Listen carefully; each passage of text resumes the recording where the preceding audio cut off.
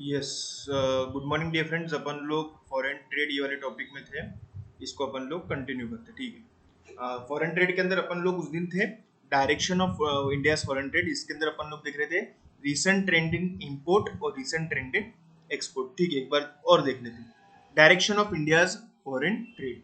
Direction of foreign trade means the country to which the India export its goods and services and the countries from which India import its goods and services। मतलब direction of India foreign trade मतलब they are speaking about the geographical direction, कि वो कौन से reason से जहाँ पे अपन लोग एक्सपोर्ट करते हैं और वो कौन से रीजन से जहाँ से अपन लोग इंपोर्ट करते हैं। तो यहाँ पे आप लोगों ने ये ध्यान में रखना चाहिए कि कभी भी अगर आपको डायरेक्शन की बात करें तो direction in the sense of geographical location they are talking about.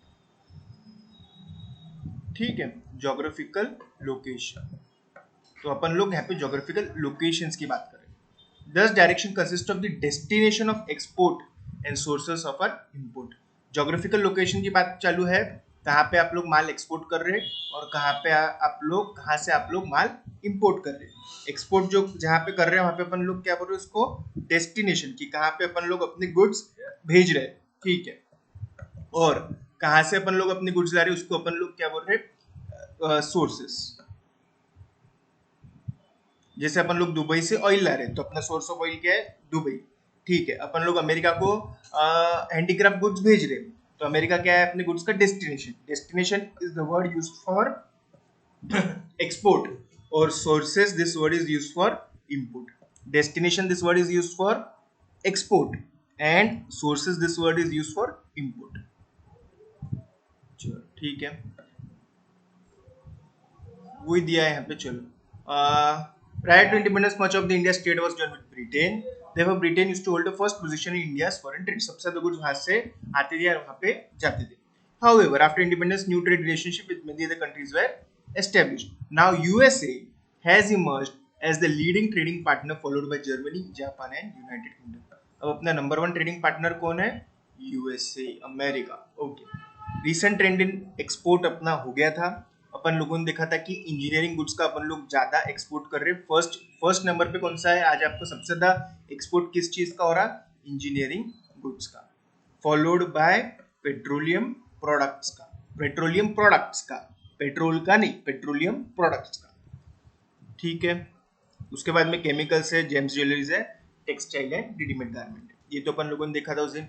आज अपन लोग देख रहे हैं अभी अब नेक्स्ट टॉपिक अपना ट्रेंड इन इंपोर्ट। ठीक है, इंपोर्ट ऑफ कोर्स सभी लोगों को मालूम है ऑयल अपने सबसे ज्यादा इंपोर्ट होने वाली चीज है। क्यों? क्योंकि रीजन ये है कि अपने यहाँ पे ऑयल के सोर्सेस नहीं है।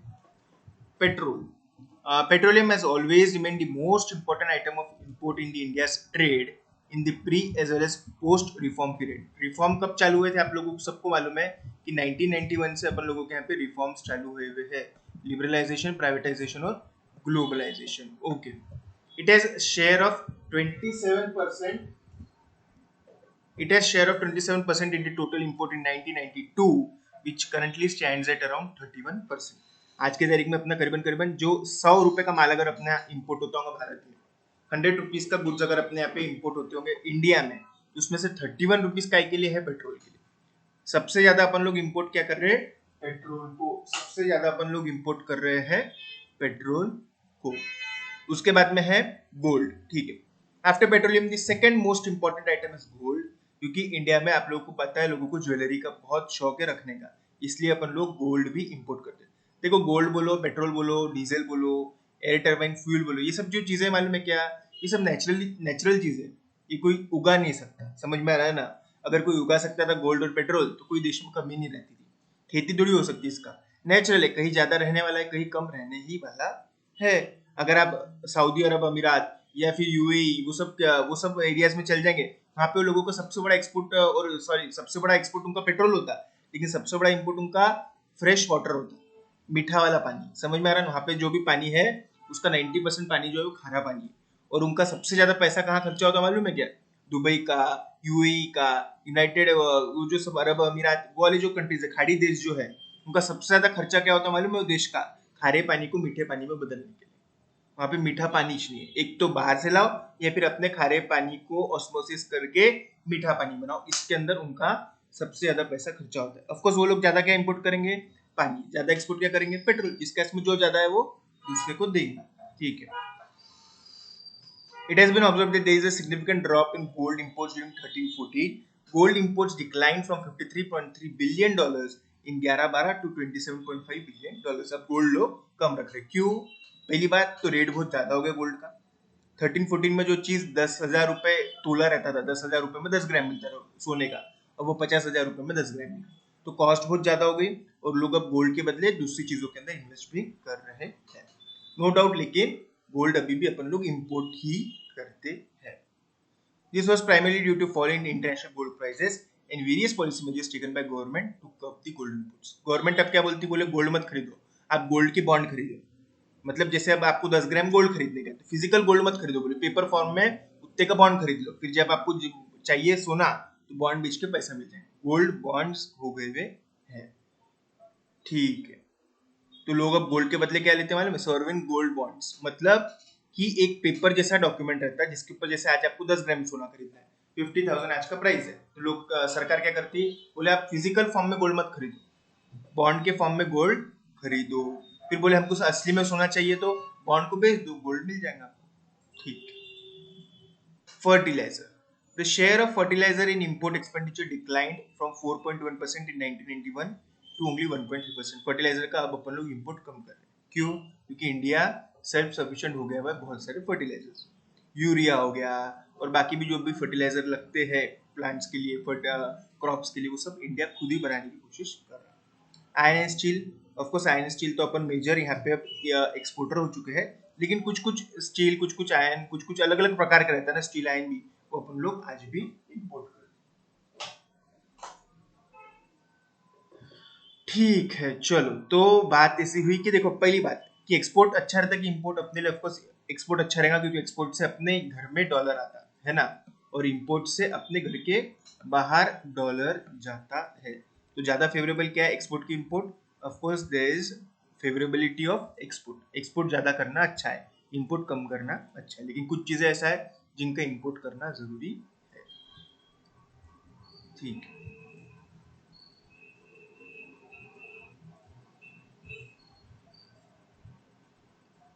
ओके, चलो,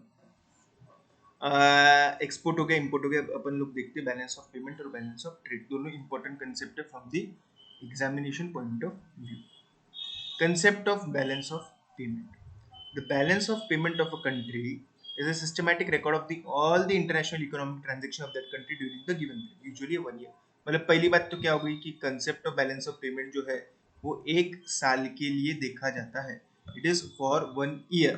क्या है, पूरे साल भर में कितना आपने इंपोर्ट किया, कितना आपने एक्सपोर्ट किया। ओनली इंटरनेशनल इकोनॉमिक ट्रांजेक्शन, देश के नहीं, सिर्फ देश की बात नहीं चल रही है यहाँ पे, पूरा आपका जो देश का जो दूसरे देश के साथ में जो ट्रेड हो रहा है, इंटरनेशनल ट्रेड, उसके बारे में बात चल रही है कि साल भर में कितना एक्सपोर्ट किया, साल भर में कितना इंपोर्ट किया। पहली बात क्या बोली मैंने, usually a year. According to Ellsworth, balance of payment is the summary statement of all the transaction between the residents of one country and the rest of world। Summary में कितना इंपोर्ट किया, कितना एक्सपोर्ट किया। जैसे मैं बोलता balance of payment for the year 2020, 2020 और 21, मतलब 1 अप्रैल 2020 से लेकर 31 मार्च 2021 के अंदर आपने इंपोर्ट इतना किया, आपने एक्सपोर्ट इतना किया। इसको क्या बोलेंगे, ये जो स्टेटमेंट मैंने बना के दिया अभी, इसको क्या बोलेंगे आप लोग, balance of payment. 1 lakh crore का इंपोर्ट किया और उसके बाद में 85,000 करोड़ का आप लोगों ने एक्सपोर्ट किया। 1 लाख करोड़ का इंपोर्ट किया, 85,000 करोड़ का एक्सपोर्ट किया। समझ में आ रहा है कि जहां पे इंपोर्ट और एक्सपोर्ट के ऐसे बराबर फिगर्स दिए रहेंगे उसको क्या बोलते हैं लोग, बैलेंस ऑफ पेमेंट, ठीक है। समरी है, इतना इंपोर्ट किया, इतना एक्सपोर्ट किया। समरी है, इतना इंपोर्ट, इतना export. According to Walter Cross, क्या बोल रहा है वो, balance of payment of a country is a systematic record of all the economic transactions completed between its resident and the rest of world. सीधे सीधे बोलो ना, international trade during a given period of time, usually concept of 1 year. Of course एक साल financial year की बात चल रही है।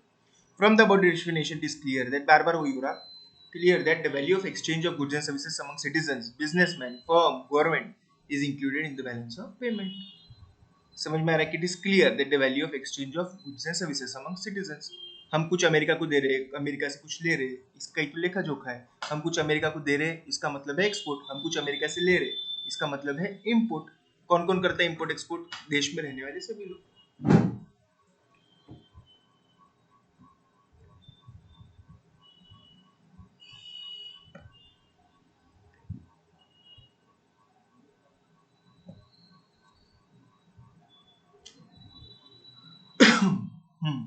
From the above definition, it is clear that the value of exchange of goods and services, of course, balance of payment काय में रहेगा आप लोगों का?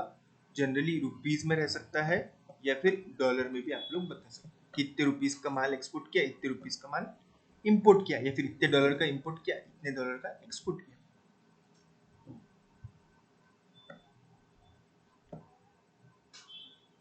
From the above definition, it is clear that the value of exchange of goods and services among citizens, businessmen, firms, government is included in the balance of payment.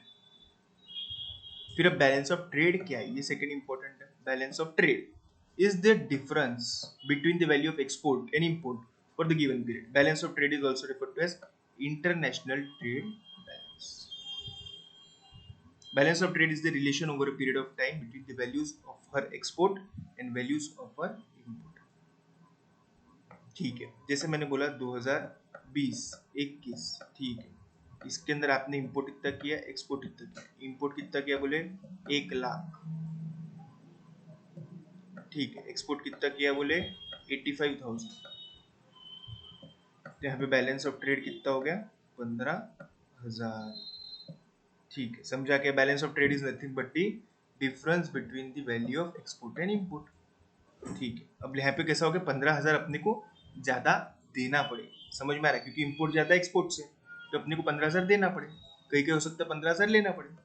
तो balance of trade is the difference between the import value and the export value of goods and services. अगर export ज्यादा है तो घर में पैसा आएगा, अगर इंपोर्ट ज्यादा है तो घर से पैसा जाएगा। If the export value is greater than the import value, it is called as trade surplus, and if the import value is greater than the export value, it is called as trade deficit. Surplus और deficit देख लेते चलो।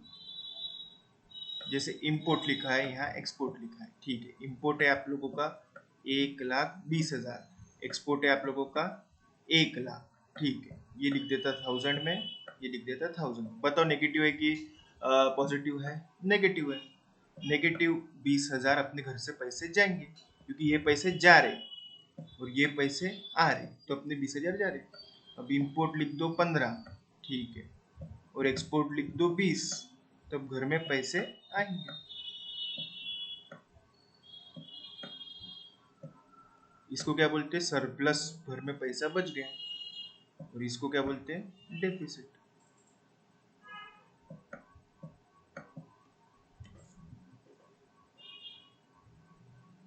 जब export ज्यादा है तो surplus, जब import ज्यादा है तो डेफिसिट। तो दोनों में फर्क क्या है? बैलेंस ऑफ ट्रेड में डिफरेंस निकाला जाता और इसमें सिर्फ समरी बताई जाती है। बैलेंस ऑफ पेमेंट में सिर्फ समरी रहती है और बैलेंस ऑफ ट्रेड में डिफरेंस भी रहता है। बैलेंस ऑफ पेमेंट में सिर्फ समरी बताती है, इतना इंपोर्ट और इतना एक्सपोर्ट, और बैलेंस ऑफ ट्रेड में आप लोगों का सरप्लस भी, सॉरी, सरप्लस डेफिसिट भी बताया जाता है, मतलब डिफरेंस कैलकुलेट किया जाता है। फिर इसमें ये ले तो पानी।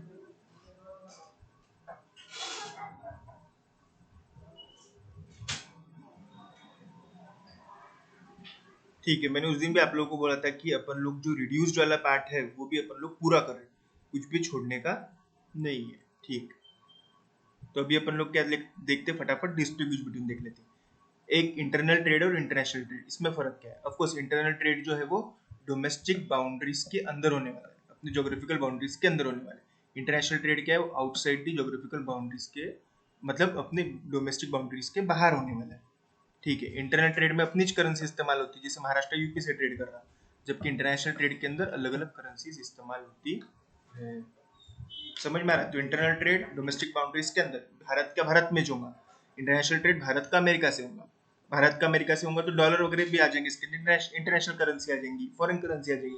इंटरनल ट्रेड में सेम करेंसी इस्तेमाल होती है।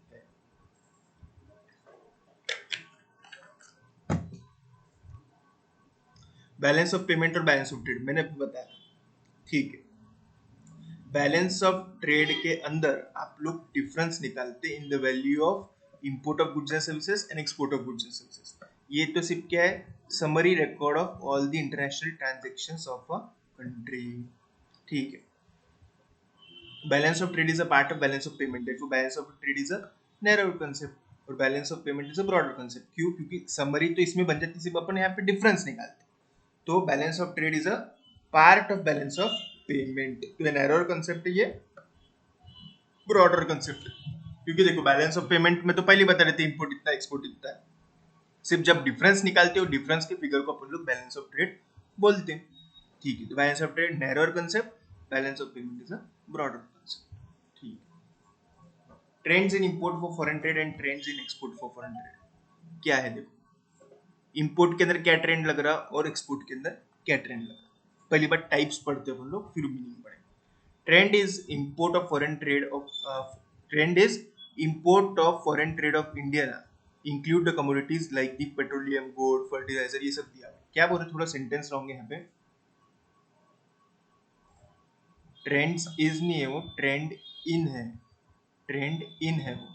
Trend in import of foreign trade of Indian trend in import of foreign trade of India निकाल रहे हैं ऐसे, include the commodities like the petroleum, gold, fertiliser, इसका अपना ये हो रहा है। मतलब क्या हो गया, ट्रेंड मतलब क्या कि पहली बात अपन लोग अब किस चीजों का इंपोर्ट कर रहे हैं, उन चीजों का यहाँ पे नाम दिया हुआ है।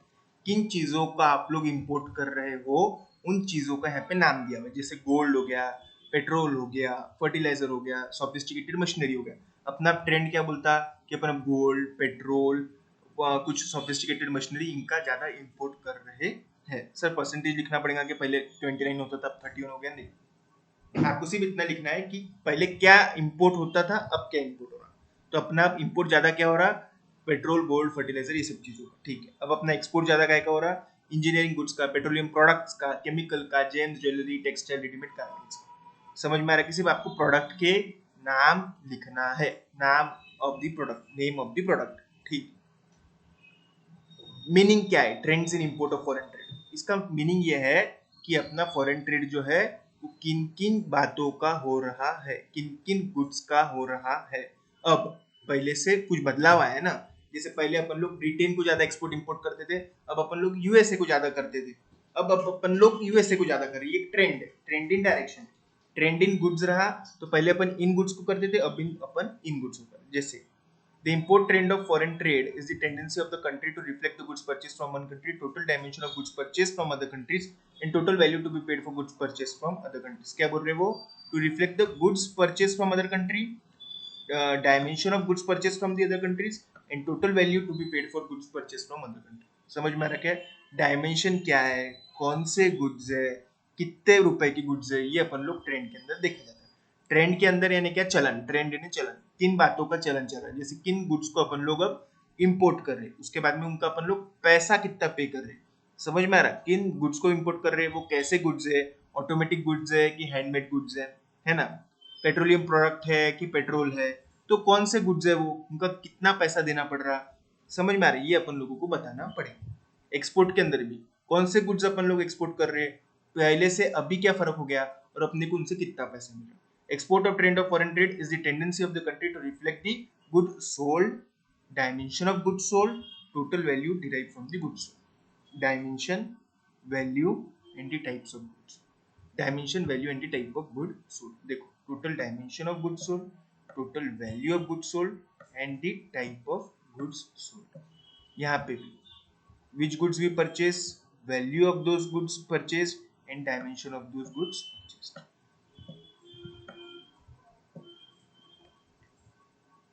ठीक है,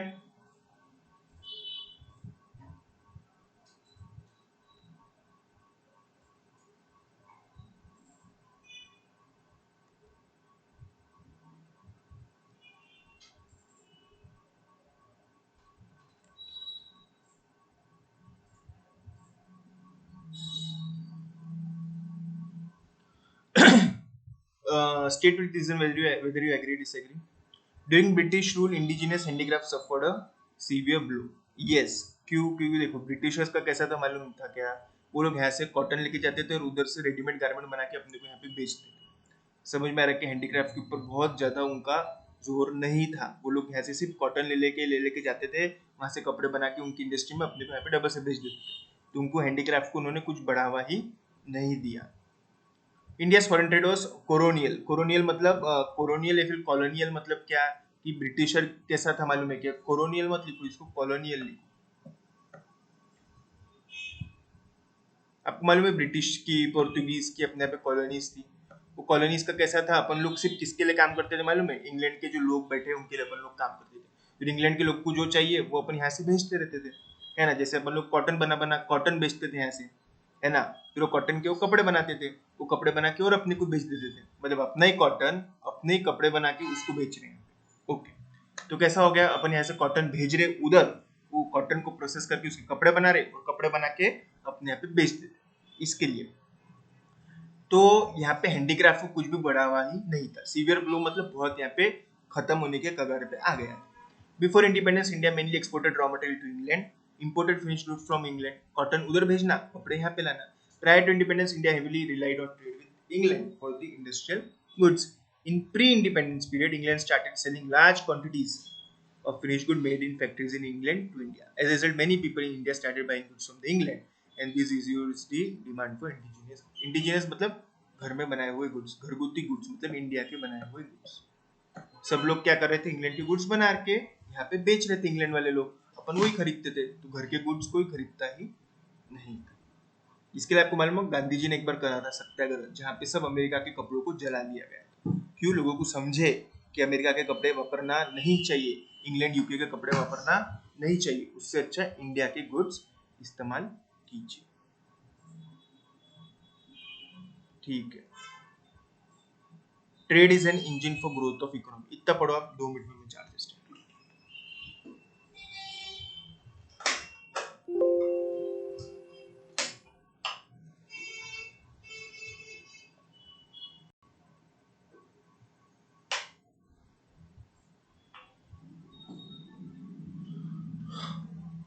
ठीक है। Trade is an engine of growth for an economy. Yes. क्या ट्रेड की वजह से इकोनॉमी बढ़ती? क्या? हाँ, क्योंकि ट्रेड की वजह से क्या आता? Foreign exchange. अपने यहाँ पे भी तो डॉलर आएंगे ना। अगर अपन बोलेंगे अपन एक्सपोर्ट ही नहीं करते तो अपने डॉलर आएंगे क्या? नहीं। अगर डॉलर नहीं आएंगे तो अपन इंपोर्ट करते समय डॉलर कैसे क्या पे करेंगे? समझ में आ रहा है? अपन लोग एक्सपोर्ट कर रहे हैं, इसके लिए तो अपना प्रोडक्शन बढ़ता। समझ में आ रहा? प्रोडक्शन बढ़ेगा, डेवलपमेंट बढ़ेगा और कहीं ना कहीं ग्रोथ भी होंगी। तो अपन जो ग्रोथ कर रहे, अपन जो डेवलपमेंट कर रहे, कहीं ना कहीं उसका एक रीजन भी यह है कि अपन लोग बहुत ज्यादा माल को एक्सपोर्ट भी करते हैं। एक्सपोर्ट करेंगे जब भी फॉरेन से पैसा इंडिया में आएगा, एक्सपोर्ट करेंगे जब भी अपने गुड्स बाहर पहचाने जाएंगे। Foreign trade earns foreign exchange. The foreign exchange received can be used for various productive activities. Foreign trade provides an opportunity for domestic product to sell goods and services in the international market. Encouragement of production, market बढ़ेगा, production बढ़ेगा, development होगा, jobs आएंगी, सब कुछ possible है जब आप अपने गुड्स को बाहर दूसरे देश में भेजेंगे और बेचेंगे। लार्ज इन्वेस्टमेंट, नई नई इंडस्ट्रीज लगेंगी, डेवलपमेंट होगा, तो नए लोगों को रोजगार भी मिलेगा, ज्यादा अपन लोग कमाएंगे, कमाएंगे तो ग्रोथ होगी, ग्रोथ होगा तो डेवलपमेंट होगा। Foreign trade leads to division of labour and specialisation at world level. Yes, ये अपन ने पहले भी डिस्कस किया हुआ है। क्यों? देखो, मैंने पहले बोला था कि जो कंट्री जो चीज के अंदर अच्छी है उसने वो बनाना चाहिए, खुद ने भी खाना चाहिए और लोगों को भी खिलाना चाहिए। मतलब कि जैसे मेरे यहाँ पे कॉटन बहुत ज्यादा होता और मेरे यहाँ पे हैंडीक्राफ्ट का बहुत चलन है, तो मैंने क्या करना चाहिए, कॉटन और उससे रिलेटेड सारे प्रोडक्ट मैंने बनाने चाहिए। उसके अंदर जैसे क्लोथ्स बनाना चाहिए, गारमेंट्स बनाना चाहिए, हैंडीक्राफ्ट से चीजें जो भी लगती है रेडीमेड गारमेंट मैंने बनाना चाहिए। ये मैंने बनाना भी चाहिए और दूसरे देश को एक्सपोर्ट भी करना चाहिए। लेकिन वही मेरे यहाँ पे टेक्नोलॉजी से रिलेटेड चीजें नहीं है, फिर वो मैंने बनाना चाहिए कि नहीं? जापान से मैंने टेक्नोलॉजी से रिलेटेड वाले सारे प्रोडक्ट उनसे लेना चाहिए और उनको कॉटन वाले प्रोडक्ट उनको देना चाहिए। मतलब क्या होगा, जिसके पास जो अच्छा है उसने वो बनाना चाहिए, स्पेशलाइज करना चाहिए और दूसरे को बेचना चाहिए। दूसरे के पास जो अच्छा है वो अपन ने लेना चाहिए। मेरे पास में कोई चीज अच्छी है मैं आपको दूंगा, आपके पास में कोई चीज अच्छी है आप मुझे दो। इससे क्या होगा, दोनों का डेवलपमेंट होगा। हाँ, मैं कॉटन के ऊपर कम ध्यान दे के टेक्नोलॉजी के प्रोडक्ट बनाते बैठू तो, इलेक्ट्रॉनिक गुड्स बनाते बैठू तो मुझे बहुत पैसा भी लगेगा, बर्बादी भी होंगी और वेस्टेज भी होगी। जिसके पास में जो अच्छा है उसने वो बनाना चाहिए। ठीक है। एक्सपर्टीज लेना चाहिए, जिसके पास में जो अच्छा है उसने उसमें एक्सपर्ट बनना चाहिए। जिसमें एक्सपर्ट नहीं हो काम करेंगे भी तो आपको समय भी ज्यादा लगेगा और पैसे की भी बर्बादी होगी। ये देखो अब यहाँ पे छोटे छोटे क्वेश्चन पूछे हुए, टेबल देखो और उस पर से आंसर करो। Which organisation is least share in direction of India's import in 15-16 में सबसे कम इंपोर्ट कौन सी इसका है देखो। विच ऑर्गेनाइजेशन क्या बोल रहे हैं, has the least least least share in the direction of India's import, सबसे कम क्या है, ईस्टर्न यूरोप। ईस्टर्न यूरोप इसका आंसर है। Which organization has maximum share in direction of India's import in 1991? OECD। Abbreviation क्या है OECD और OPEC का, देख सकते हैं आप लोग। Organisation for economic corporation and development and oil producing and exporting countries.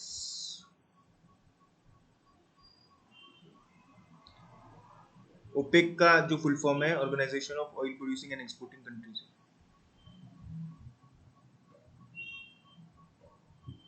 Petroleum exporting countries, ठीक है। वो देख सकते हैं आप लोग, कोई ये नहीं है। ये ऐसे क्वेश्चन सर एग्जाम में आते क्या? नहीं, ये ऐसे क्वेश्चन नहीं आते। Meaning and role of foreign trade दिया है ऊपर, recent trend in India export भी दिए है, ठीक है। चलो ये टॉपिक हो गया अपना, पढ़ो आप लोग टेस्ट के लिए प्रिपेयर।